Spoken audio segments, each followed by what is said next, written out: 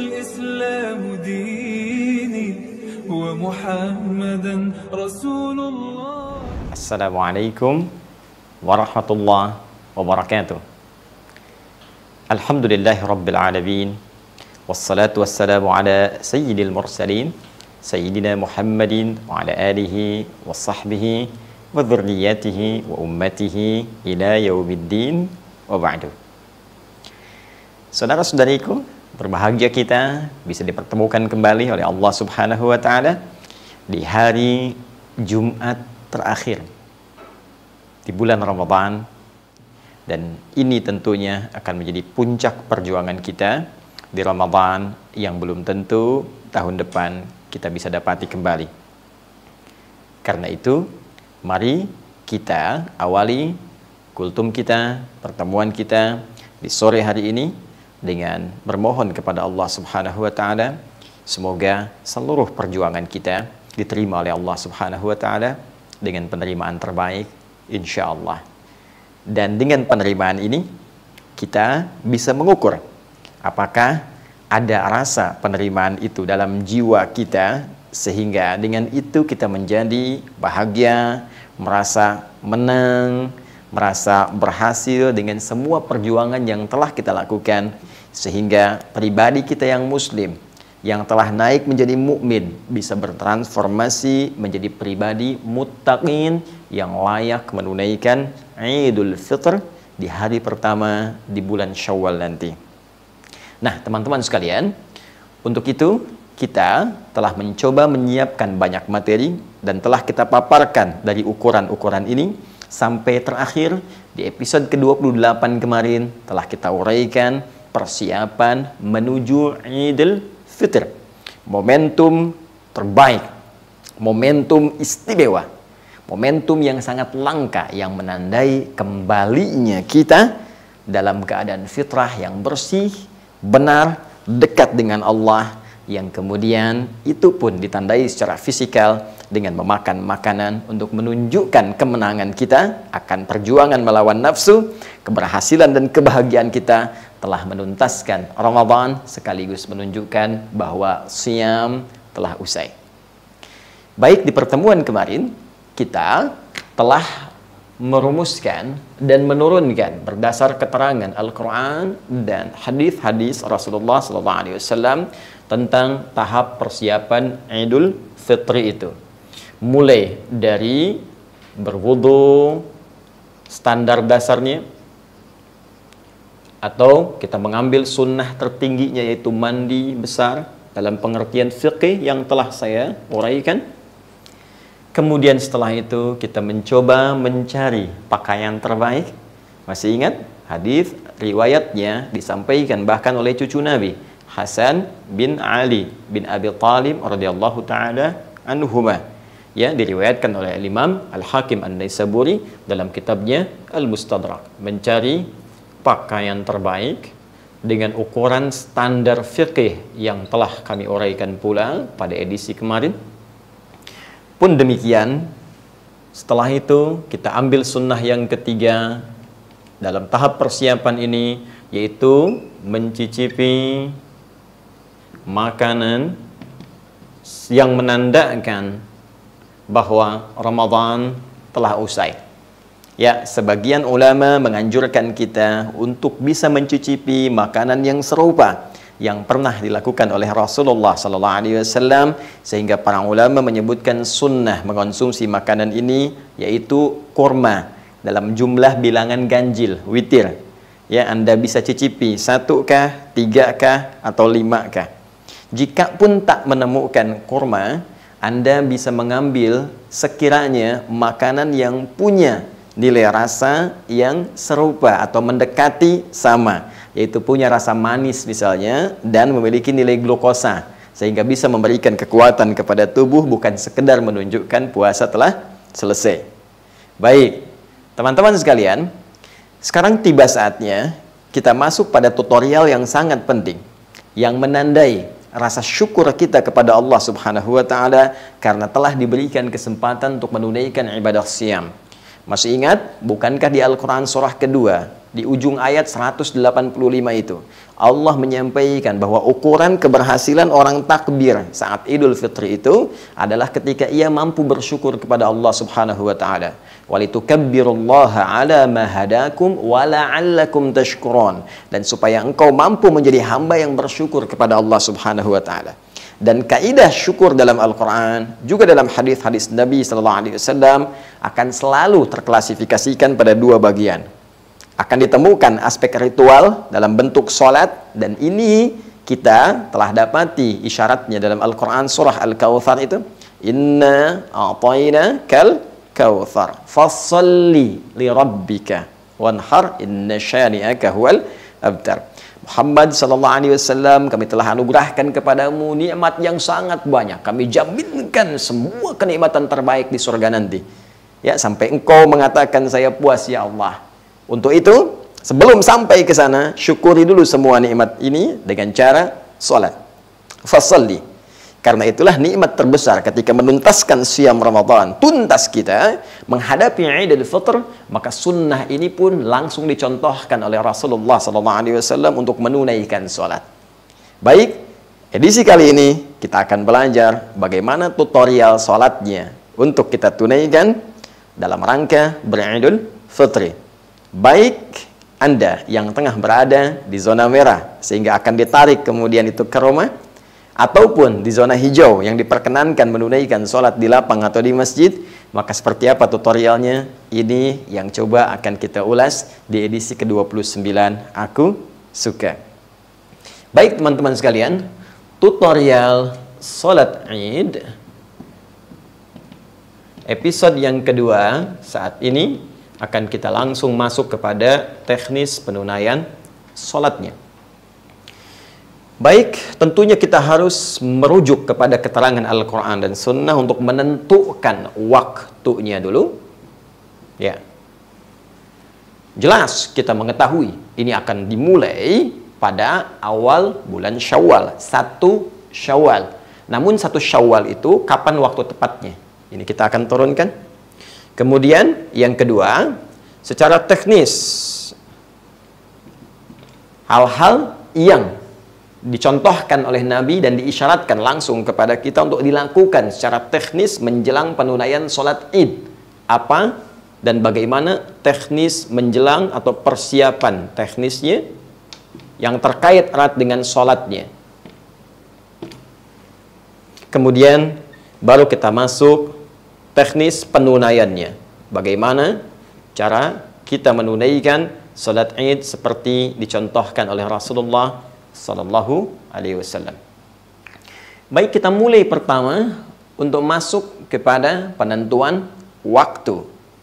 Dalam konteks penunaian waktu ini disampaikan, dirujuk dari keterangan para sahabat yang sampai kepada Nabi sallallahu alaihi wasallam, dan Imam Ahmad kemudian menyebutkan dalam musnad beliau, dalam kumpulan riwayat yang beliau susun dari tersambung kepada sahabat Jundub, disampaikan bahwa kana Rasulullah sallallahu alaihi wasallam yusalli bina yaumal fitri wasyamsu ala qaidi rumhin. Bima makna adalah kami pernah diimami Rasulullah sallallahu alaihi wasallam tatkala menunaikan salat Idul Fitri, dan matahari, ini saat kami menunaikan salat itu, matahari dalam posisi ketinggian bayangannya itu ketika jatuh ke bumi, ketinggian bayangannya sekitar 2 tumbak.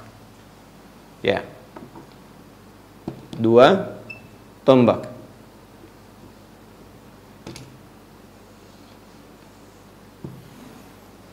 Seperti diketahui bahwa untuk menentukan waktu-waktu salat, dulu Nabi mengisyaratkan kepada para sahabat untuk menancapkan tombak, ya. Terus misal tongkat ya di tanah, kemudian melihat posisi bayangan yang terpantulkan dari sinar matahari. Apakah kemudian panjang bayangannya itu, ya, lebih tinggi dari tombaknya, berapa? Sama dengan tombaknya, ataukah kemudian telah mengecil sampai hilang? Maka itu keadaan yang dimaksudkan dari mulai tinggi, mengecil sampai hilang akan menunjukkan secara spesifik waktu penunaian sholat. Ini cara yang paling praktis. Baik, kalau kita lihat teman-teman sekalian, hadis-hadis yang terkait dengan ukuran bayangan 1 tombak, 2 tombak ini waktunya tentunya terkait setelah matahari terbit dari tempat terbitnya, masyriq, ya. Kalau ia terbit dari tempat terbit, begitu pas terbit, kemudian dia bergeser, ya, bayangan sudah menunjukkan 1 tombak, ya. Ini disebut dengan waktunya dari awal duha, syuruk, ya, syuruk. Jadi saya tuliskan syuruk seperti ini. Ini awal duha, ada salat syuruk, gitu kan? Tersebut di dalam hadis riwayat At-Tirmidzi diantaranya disambungkan kepada Nabi SAW ketika beliau bersabda, man sholal ghadata fil jama'ati au fil masjid, siapa yang menunaikan salat subuh dengan berjamaah, ya, khususnya di masjid, ya, thumma yaq'udu yadhkurullah, kemudian setelah itu dia nggak langsung beraktivitas yang lain, tidak langsung pulang kalau dia sedang di masjid, ya, tapi dia duduk berzikir kepada Allah Subhanahu wa taala. Zikir itu bisa baca Al-Quran, disebut dengan zikir. Quran surah ke-15 ayat 9. Ya, bisa juga dia zikir bertasbih, bertahmid, ya, bertakbir misalnya, ya, Al-Quran surah ke-4 ayat 103. Bisa berdoa, itu zikir. Quran surah ke-7 ayat 205.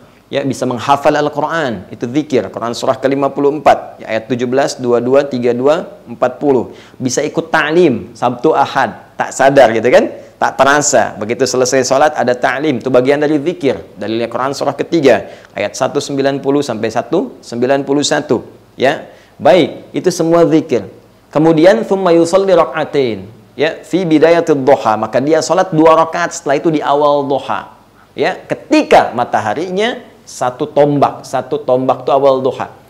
Maka ini sholatnya disebut dengan syuruk, pergeserannya disebut isyraq, ya, tempat terbitnya matahari ketika terbit, ya, itu disebut masyriq, masyriq, terbit.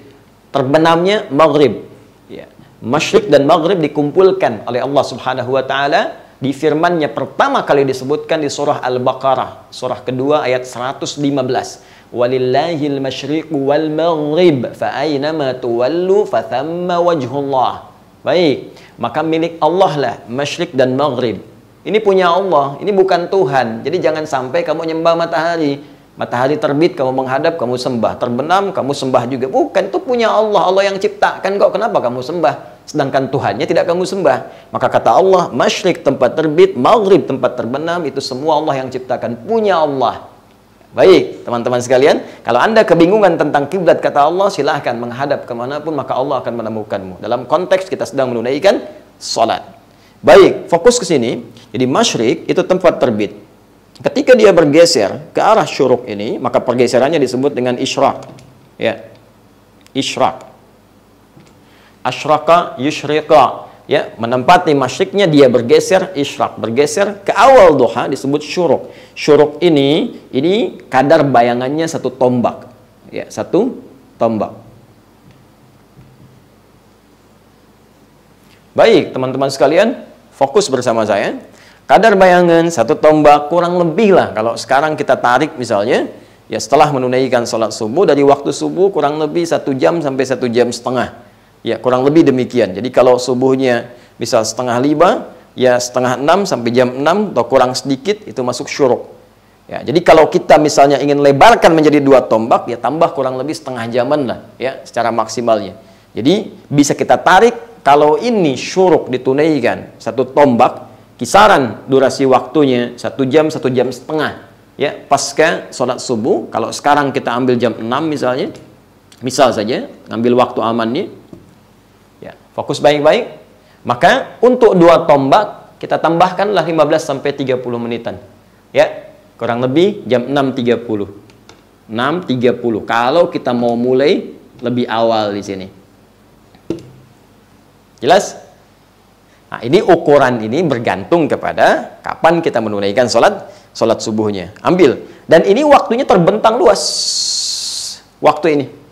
Jadi kalau kita ingin tunaikan, karena ini awal duha, terus kita tambahkan waktunya seperti tadi, kurang lebih 2 tombak ukuran jam 6.30, ya. Dan waktu ini terbentang luas sampai ke menjelang zuhur. Ya, sehingga karena waktunya terbentang luas, teman-teman sekalian, ini untuk awal waktu penunaiannya. Jadi kalau kita tarik ke dalam waktu Indonesia misalnya bagian barat, sesuaikan dengan waktu sholat subuhnya. Anda ukur, kita ambil misalnya jam 6.30, ini awal waktunya. Baik, kalau sekiranya Anda ingin mengambil kelapangan dalam penunaiannya, silahkan. Waktunya terbentang, kata para ulama, sampai dengan menjelang zawal, sesaat sebelum zuhur. Sesaat sebelum zuhur. Ya. Fokus. Kenapa ini penting saya sampaikan turunan ini? Umumnya, kalau kita menunaikan sholat id di lapang atau tempat terbuka, maka kita pada umumnya mengambil waktu-waktu yang awal. Karena ketika naik lebih tinggi waktunya, jam 7 kah, setengah 8 kah, kondisi mataharinya semakin naik, sinarnya semakin terasa. Ya, apalagi kalau ditunaikan di lapang jam 9, jam 10, siapa yang bisa tahan? Sholat aja udah begini-begini gitu kan? Maka bagaimana ketika mendengar khutbah? Bubar mungkin, atau interupsi karena sudah terlampau panas. Ya. Tapi dalam situasi seperti sekarang, kan tidak semua orang bisa menunaikan di lapang. Ya, dalam kondisi pandemi COVID-19 yang tengah kita hadapi, ya, mungkin ini akan ditarik secara ilatnya ketika akan ditunaikan. Yang tidak bisa di lapang, tidak bisa di masjid, tarik lagi ke rumah. Ya, dalam konteks di rumah inilah teman-teman sekalian, saya ingin katakan, kalau Anda tidak dapat di jam 6.30, tidak ada masalah. Anda tunaikan jam 7 misalnya.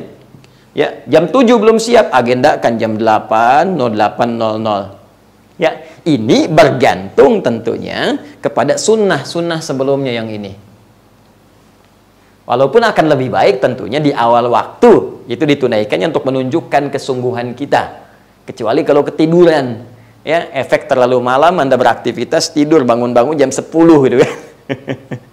Baik, kembalikan. Jadi setelah berwudu, mandi, berpakaian terbaik, icip-icip makanan, kan? Setelah cicip, siap-siap, tentukan waktunya, jam berapa mau sholat. Jelas sampai sini? Baik, ini yang saya sampaikan. Baik, syuruk sudah saya sampaikan, dengan pahala senilai haji dan umrah itu, ya sempurna kata Nabi, hadisnya sahih.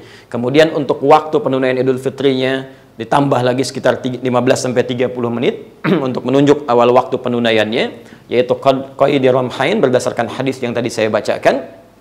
Kemudian teman-teman, setelah itu fokus baik-baik. Sebelum sampai ke sini, saya ingin memberikan penekanan perbedaan antara penunaian sholat Idul Fitri dengan Idul Adha. Kalau Idul Fitri waktunya agak lebih melebar ke siang, Idul Adha lebih dimajukan. Ya. Kenapa? Karena ada ibadah. Karena ada ibadah yang sangat penting, sehingga dengan pentingnya ini dimasukkan pada kata adhanya, ya, yaitu udhiyah, menyembelihnya, yang lebih baik dilangsungkan di waktu duha. Jadi begitu masuk ke duhanya, penyembelihan dilakukan. Sehingga Idul Adha dilakukan lebih awal sholatnya. Ya, kalau tadi syuruk misalnya jam 6, ini kurang lebih syuruk ditunaikannya. Jam 6 sudah sholat Idul Adha.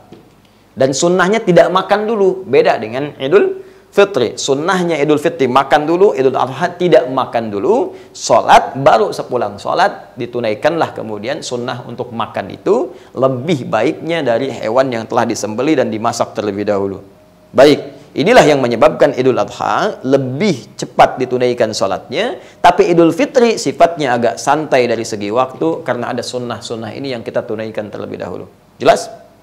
Baik. Jadi dari waktu, sifatnya sudah saya sampaikan, jelas. Kita bisa mulai, ya, kalau saya sebutkan 2 tombak, ntar semua orang keluar pasang tombak gitu kan.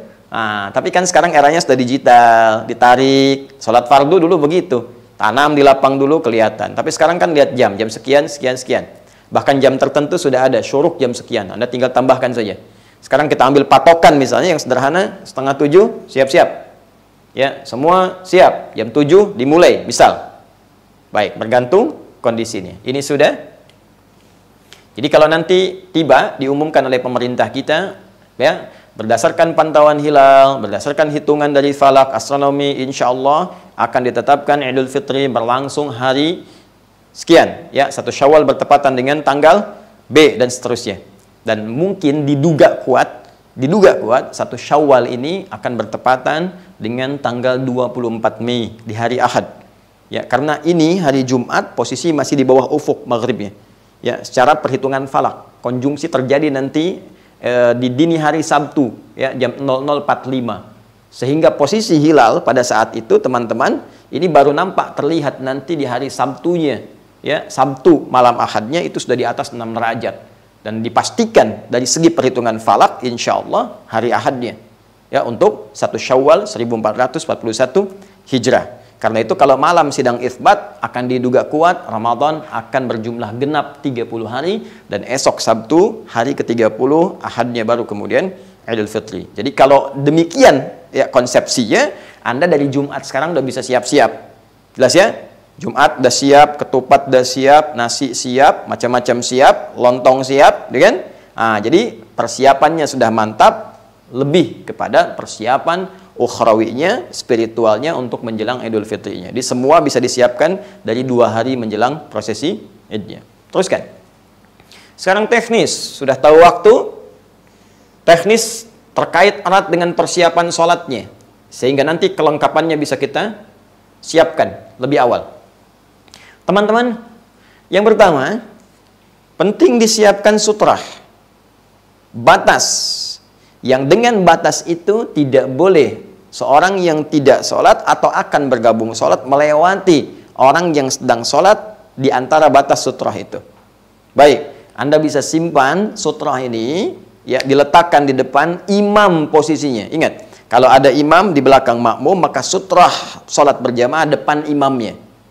Saya ambil contoh misal, ini saya akan taruh di bawah, teman-teman sekalian.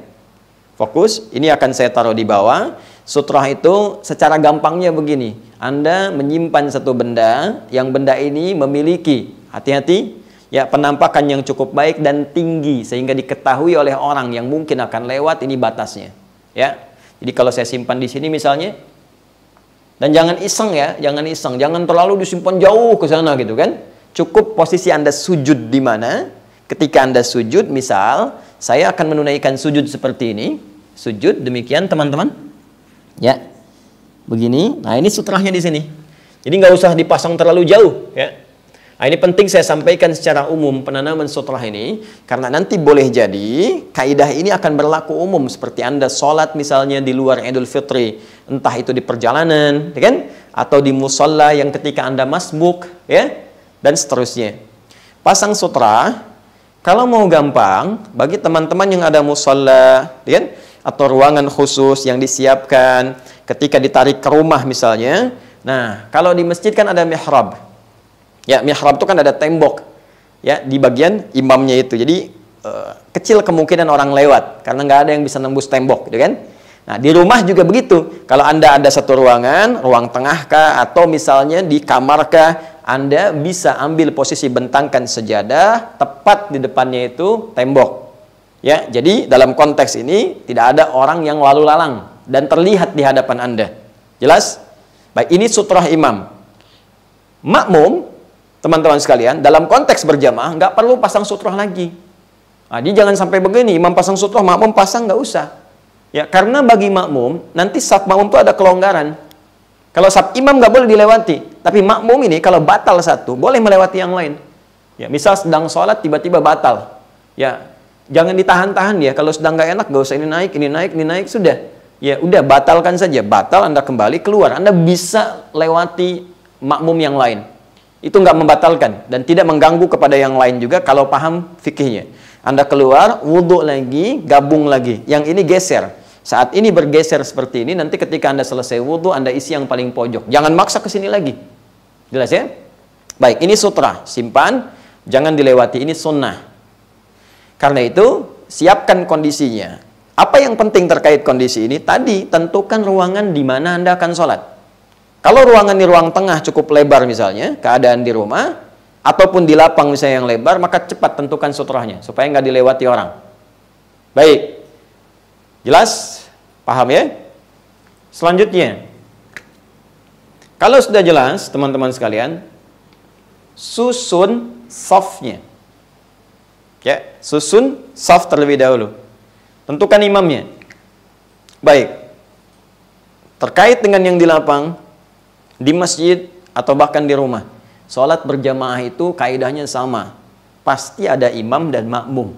Itu disebut dengan jamaah. Jadi tidak mengikat tempat, baik yang di lapang, di masjid, ataukah di rumah. Ada imam, ada makmum. Maka imam mengecek dulu keadaan makmumnya, memetakkan kondisinya, dan merapikan safnya.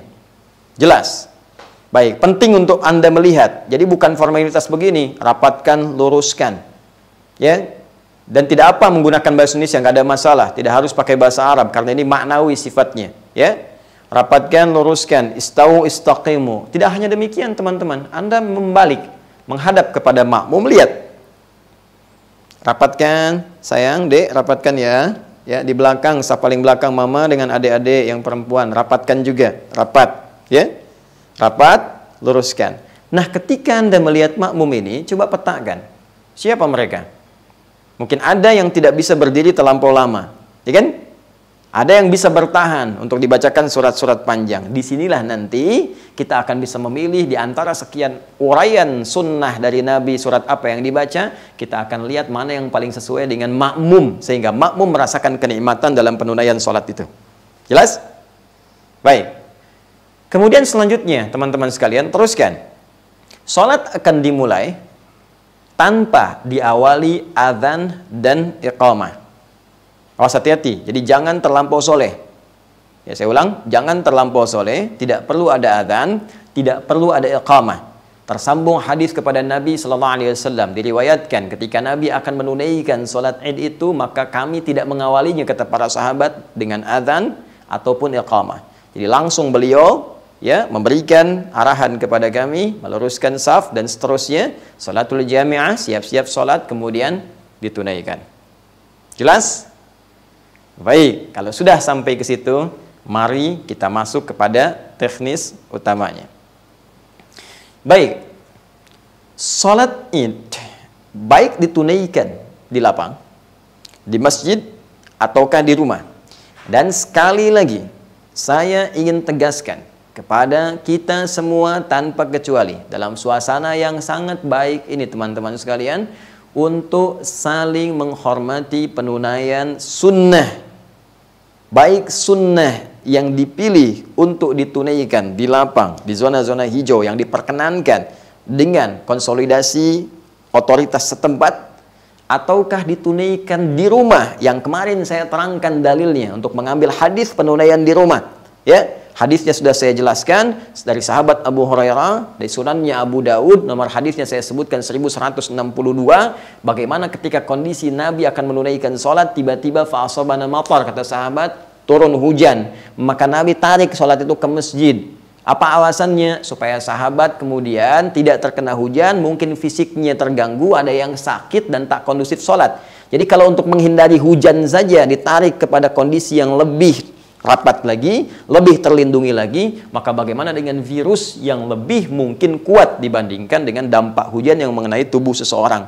Maka bisa ditarik lagi ke tempat yang lebih dalam, yaitu kemana? Ke rumah. Di sini muncul kalimat kita, sholat Id di rumah saja, bagi yang tak memungkinkan untuk ke masjid atau ke lapang.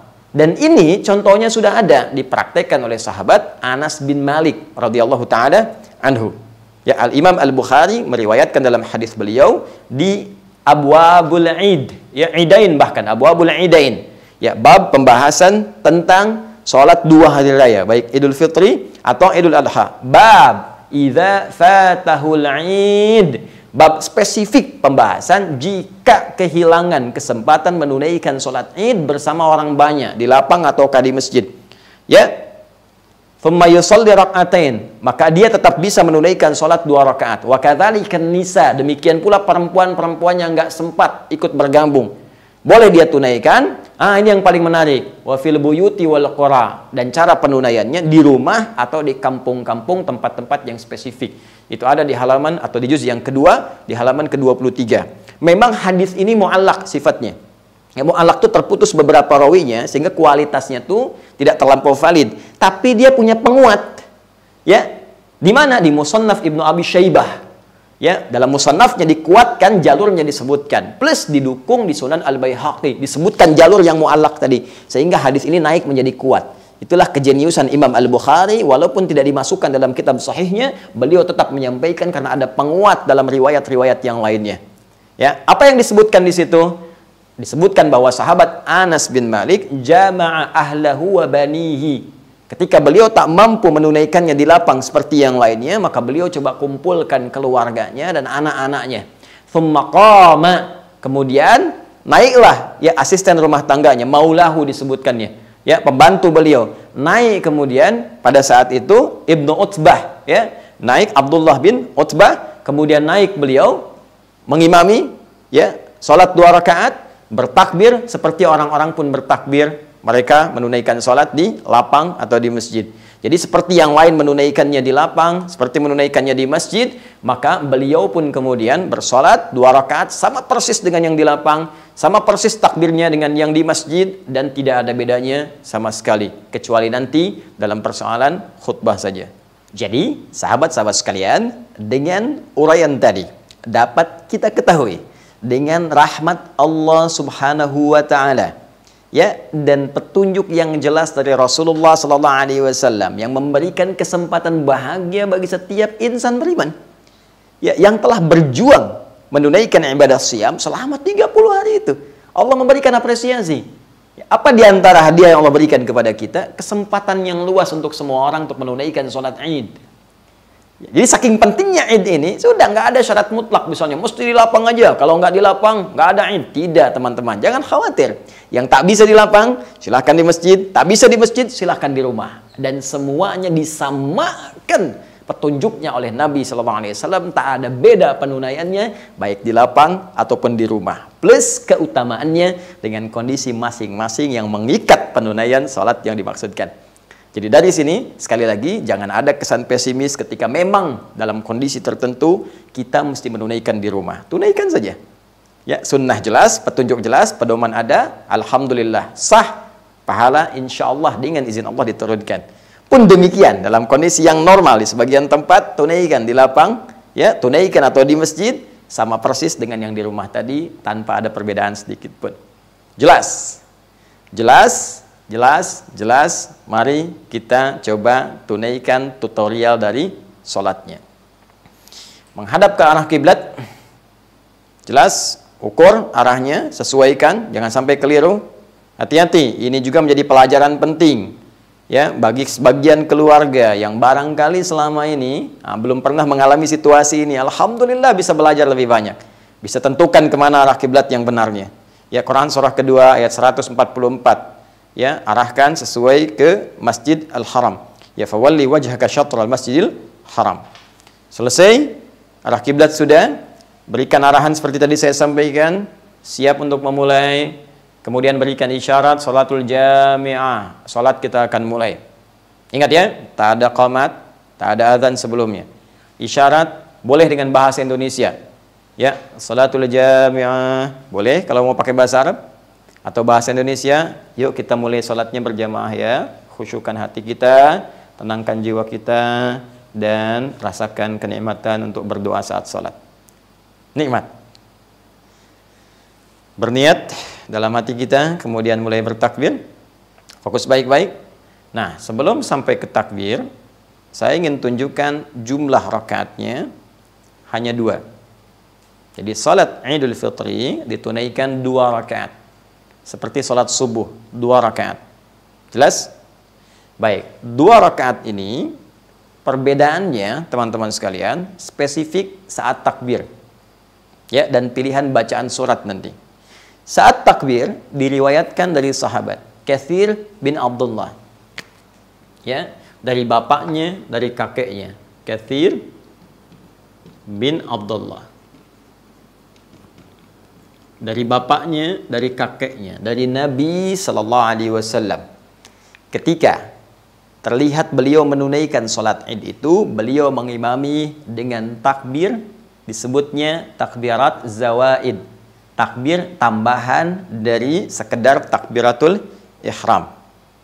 Takbir tambahan ini di rakaat pertama jumlahnya 7 dan di rakaat kedua jumlahnya 5.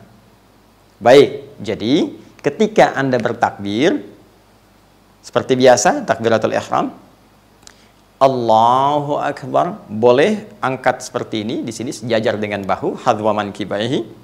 Ini hadisnya di Al-Bukhari ada, di hadis Muslim juga nomor hadis 397 ada. Rawinya sahabat Abu Hurairah yang menyampaikan kepada kita dari peristiwa seorang bernama Khalad bin Rafi Az-Zuraiqi ketika diajarkan oleh Nabi SAW cara salat yang benar. Maka Nabi mengatakan, "Idza qumta ila shalah fa asbighul wudhu." Jika Anda ingin menunaikan salat dengan sempurna, sempurnakan wudu, thumma istaqbilil qiblah, menghadap ke arah kiblat, kemudian bersalat, kemudian bersiap untuk takbir, maka Nabi contohkan bertakbir mengangkat tangan sejajar dengan bahunya, hadwaman kibaihi di sini. Ya. Bisa juga sejajar dengan daun telinga di sini. Mana yang paling nyaman saja. Ini di dalam riwayat hadis An-Nasai. Sejajar dengan daun telinga. Jadi boleh diangkat sini, boleh diangkat sini. Takbir yang pertama, membuka salat. Pembuka ini disebut takbiratul ihram. Ya, jadi ketika bertakbir, kemudian ihram, sifat ihramnya muncul. Apa itu ihram? Dari ahrama yuhrimu ihraman. Akar katanya diambil dari haram. Harama yahrumu haram. Haram itu dilarang, tidak boleh. Kalau kita ingin menanggalkan segala hal untuk menunjukkan ini tidak boleh, tambah hamzah. Ahrama yuhrimu, sifatnya ihram. Maksudnya apa? Ketika sudah bertakbir, maka dilarang, tidak boleh, tinggalkan segala hal yang tidak terkait dengan sholat. Buang urusan dunia ke belakang, buang, jangan dibawa-bawa. Permasalahannya, orang sholat seringkali membawa dunianya, sehingga itu mengganggu kekhusyuan dalam sholatnya. Padahal rumusnya jelas, begitu diangkat takbir. Ya, di Abu Daud disebutkan, fayaqulu Allahu Akbar, katakan dengan lisanmu, Allah yang maha besar. Dunia nggak besar, pekerjaan nggak besar, gaji nggak besar sekarang. Corona kecil, semua Allah yang hanya besar. Ya, buang semua ke belakang. Sehingga urusan kita hanya terfokus kepada Allah saja dan mengagungkan Allahu Jalla Jalalah. Diangkat seperti ini, kemudian angkat sejajar dengan ya telinganya, atau sejajar dengan bahu atau daun telinganya. Maka setelah itu teman-teman sekalian, ihram, ingat ihram, buang semua yang tidak ada kaitan dengan salat. Fa wada'u kaffahul yumna aw yadahul yumna 'alal yusra, maka kemudian meletakkan telapak yang kanan di punggung yang kiri seperti ini. Ya. Di dadanya, sadrun, di sini boleh begini, ya. Yang telapak ke punggung, boleh ini rusgun ala rusgin. Ya, ini pergelangan di pergelangan, di sini ketemunya.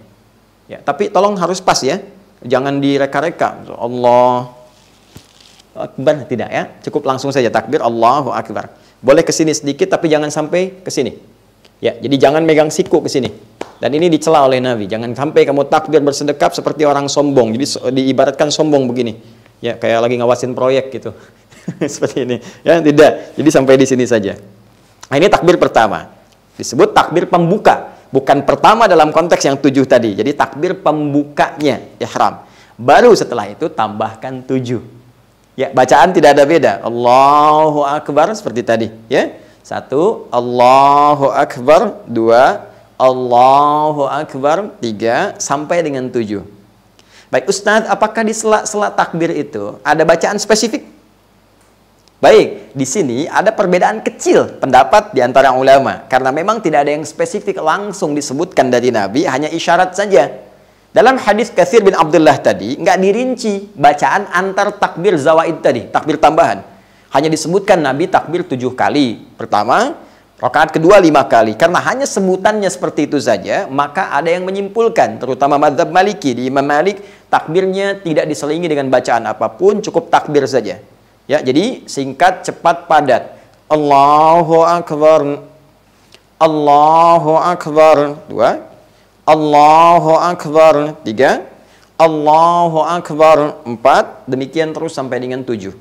Baik, di mazhab Asy-Syafi'i kemudian mengambil keumuman makna dari sela-sela walitukabbirullaha ala ma hadakum. Isyarat Al-Qur'an supaya engkau memperbanyak takbir, sedangkan takbir teknis petunjuk ketika dari bacaan Nabi ada riwayat menyebutkan takbir, tahmid, tasbih. Allahu Akbar, la ilaha illallah, wallahu akbar, walillahil hamd. Ya, ada takbir, ada tasbih, ada tahmid. Maka sebagian, khususnya dari mazhab Asy-Syafi'i, mengisi sela-sela itu dengan kalimat-kalimat isyarat hadis tadi. Jadi begitu diucapkan takbirnya, diangkat tangannya, Allahu Akbar kabira, alhamdulillahi katsira, subhanallahi bukratan wa asila. Ya, atau perbanyak takbir saja, tahmid saja, atau tasbih saja. Ini umum sifatnya. sampai dengan 7. Jadi Allahu Akbar, jeda ucapkan, Allahu Akbar, jeda ucapkan, mau tasbih, tahmid, takbir atau dihimpunkan. Allahu Akbar kabira, walhamdulillahi katsira, wa subhanallahi bukratan wa asila. Allahu Akbar kabira takbir, walhamdulillahi katsira tahmid, ya wa subhanallahi bukratan wa asila tasbih. Ketiganya dikumpulkan dalam satu kalimat. Baik mengucapkan atau tidak berpengaruh kepada sahnya salat. Jelas? Ya, jadi keduanya benar. Tanpa bacaan benar, tanpa mengatakan tadi benar, dikatakan pun baca tadi benar diantaranya. Ya, yang salah siapa? Belum tentu. Yang tidak sholat pun nggak salah karena hukumnya sunnah, Ferguso. Jelas ya? Nah, jadi jangan menyimpulkan sesuatu yang belum kita ketahui dasarnya. Paham ya? Baik, teruskan. Jadi fokus ya, fokus lagi. Sudah takbir, kemudian selesai 7 kali. Nah, diam sejenak. Baca iftitah. Ya, silahkan disesuaikan. Iftitah itu banyak, ada lebih daripada 9 doa. Mau baca yang panjang boleh, ya. Allahu akbar kabira, alhamdulillahi katsira, subhanallahi bukratan wa asila, ya. Kemudian disambungkan wajjahtu wajhiya lilladzi fataras samawati wal arda hanifan muslima wa ma ana minal musyrikin. Inna salati wa nusuki wa mahyaya wa mamati lillahi rabbil alamin la syarika lahu bidzalika umirtu wa ana minal muslimin atau wa ana awwalul muslimin. Boleh. Yang mau pakai Allahumma ba'id baini wa baina khataayaya silahkan, boleh. Atau yang paling pendek pun boleh, silahkan. Ya, jadi silahkan dipilih mana yang paling memudahkan. Setelah takbir, iftitah. Jadi kalau iftitah yang pendek, istiftah yang panjang. Ya. Setelah itu masuk Al-Fatihah, 7 ayat. Ya, Bismillahirrahmanirrahim sampai waladhdallin, selesai. Bismillahnya mau dijaharkan boleh yang jadi imam. Ya, jadi nanti ada setidaknya menghitung para ulama hadis ada 70 riwayat tentang bacaan Bismillah. Dibagi 4 klasifikasi. Pertama boleh jahar. Ini diambil nanti oleh Al-Imam Asy-Syafi'i, ditunjukkan pada muridnya sampai diikuti mazhabnya. Jahar. Jahar itu keraskan. Setelah selesai iftitah, masuk Al-Fatihah, Bismillahirrahmanirrahim. Jelas, jahar. Sir. Sir itu silent, yang dengar cuma kita. Bismillahirrahmanirrahim. Alhamdulillahi rabbil alamin. Jelas. 3, tidak dibaca sama sekali, langsung alhamdulillah. Alhamdulillahi rabbil alamin. Jelas? Kemudian yang terakhir dibaca rakaat pertama dengan keras, Bismillahirrahmanirrahim. Selanjutnya tidak dibaca lagi. Anda boleh pilih mana yang paling mudah untuk dipilih. Jelas? Tapi sebelum membaca itu ta'awudz dulu. Ta'awudz dan sifatnya sir. A'udzubillahi minasyaitonirrajim. Sir, silent, baru Al-Fatihah. Ulang, fokus. Takbir, iftitah, ta'awudz, Al-Fatihah. Setelah waladhdallin, amin, tuntas, baca surah. Surahnya bisa Anda pilih. Ya, berdasar hadis riwayat Al-Imam Muslim menyampaikan riwayat dari Nabi sallallahu alaihi wasallam bahwa kebiasaan Rasulullah sallallahu alaihi wasallam, sekali lagi, kebiasaan Rasulullah sallallahu alaihi wasallam ketika beliau menunaikan sholat idnya, maka di rakaat yang pertama beliau kalau tidak membaca surat Qaf, ya, surah yang ke-50, atau membaca Al-A'la, surah yang ke-87, ya, Sabbihisma rabbikal a'la. Ini yang sering dibaca Nabi. Kalau sekiranya ada kemampuan untuk bisa membaca satu di antara surah ini, silahkan dipilih. Apakah Qaf atau Sabbihisma rabbikal a'la. 1. Adapun kemudian di rakaat yang kedua, setelah selesai waladhdallin, amin, tuntas, maka kebiasaan Nabi sallallahu alaihi wasallam beliau memilih satu di antara 2 surah lagi. Ya, imma surah 54 Al-Qamar, ya, atau surah yang ke-88 Al-Ghasyiyah. Kalau tidak baca Al-Qamar, ya, iqtarabatis sa'atu wa insyaqqal qamar, atau hal ataka haditsul ghasyiyah. Ini kebiasaan. Kebiasaan yang Nabi kerjakan disebut sunnah, sehingga para ulama mengatakan sunnahnya boleh rakaat pertama Sabbihisma rabbikal a'la, rakaat kedua hal ataka haditsul ghasyiyah, atau rakaat pertama Qaf, rakaat yang kedua iqtarabatis sa'ah wa insyaqqal qamar. Ini pilihan. Kalaupun Anda melihat saat di awal tadi, begitu nengok makmum, oh, anak-anak kecil, masih bayi, ya, istri juga barangkali agak kesulitan, ada ibu mertua sepuh juga, mau dibacakan Qaf, mereka belum tentu kuat, ayatnya cukup panjang, Ya, bukan hanya mereka nggak kuat, imamnya aja belum tentu hafal misalnya, ya. Atau ala-ala juga demikian, ya. Sudah imam nggak kuat, sudah imam nggak hafal, makmum belum kuat. Atau sudah imam belum hafal, makmum nggak kuat. Nah, maka pilih ala-ala, aduh belum bisa hafal juga ala-ala misalnya. Maka nggak usah susah-susah, baca yang tengah-tengah. Ad-duha. Ya. Wad-duha wal-laili idza saja. Baik, ma wadda'aka rabbuka wa ma qala, baca ad-duha. Rakaat keduanya baca al-insyirah, karena duha dan al-insyirah itu satu paket penurunannya. Ya, maka saya lebih senang kalau rakaat pertama baca ad-duha, kedua al-insyirah. Ustadz, saya sulit juga Ustadz bacanya. Nah, ini qadar Allah, ini alhamdulillah, syukur pada Allah saya diberi kesempatan jadi imam seumur-umur di keluarga. Mudah-mudahan hisabnya ringan di hari kiamat dan bisa jadi tanda di hadapan Allah. Ya Allah, saya pernah jadi imam di keluarga. Ya, bawa, ini kesempatan. Kalau bisa para ayah di rumah, jangan wakilkan. Kalau bisa Anda, kecuali kalau Anda telah siapkan generasi penerus, anak-anak yang sudah 30 juz, hafid, kebanggaan, silahkan. Tapi kalau Anda mampu lakukan, itu akan meringankan hisab Anda di hari kiamat. Ketika ditanya apa yang sudah kamu kerjakan sebagai seorang ayah, ya Allah, Engkau maha tahu, aku pernah menjadi imam dalam salat Id bagi keluargaku. Dan ini mungkin akan meringankan dari sekian hisab yang akan Allah tanyakan kepada kita. Kalau sulit ad-duha, sulit al-insyirah, bukan aib. Anda memimpin dengan al-ikhlas, qul huwallahu ahad, atau al-falaq, atau an-nas, tidak ada masalah. Yang penting ada satu lembaran tertuliskan di episode kehidupan kita, bahwa kita pernah jadi kebanggaan di keluarga dengan memfungsikan fungsi keimaman kita, bukan sekedar di rumah tangga, mengurus rumah dan persoalan tangga, tapi juga dalam persoalan konteks spiritual dan untuk akhirat kita. Nah, selebihnya teman-teman, tidak ada beda. Setelah selesai surah yang pertama, ruku seperti biasa, Allahu Akbar, ruku. Baik, kemudian yang tidak, ya, sami Allahu liman hamidah, seperti biasa saja, seperti Anda salat subuh. Ya, 2 rakaat. Ya, hanya nanti tidak ada kunut. Ya, sepakat kalau Idul Fitri nggak ada kunut ya. Kemudian setelah itu, rakaat kedua juga demikian sampai dengan salam. Dan selesai salat Idnya. Baik. Bagi yang di lapang atau di masjid, setelah selesai dilanjutkan dengan khutbah. Sunnahnya. Baik ya? Untuk menyampaikan kegembiraan. Dan khutbahnya singkat padat. Ya, Nabi hanya tersebut dalam riwayat-riwayat, ya, hamadallah wa athna alaih, beliau memuji Allah. Ya, kemudian wa wa'adhan nas, menyampaikan nasihat kepada orang-orang, wa dzakarahum, mengingatkan mereka untuk meningkatkan takwa kepada Allah Subhanahu wa taala. Lalu memerintahkan kemudian kepada Bilal untuk memotivasi orang-orang yang mau sedekah. Nah, ini dasar penyebaran kotak infak gitu ya.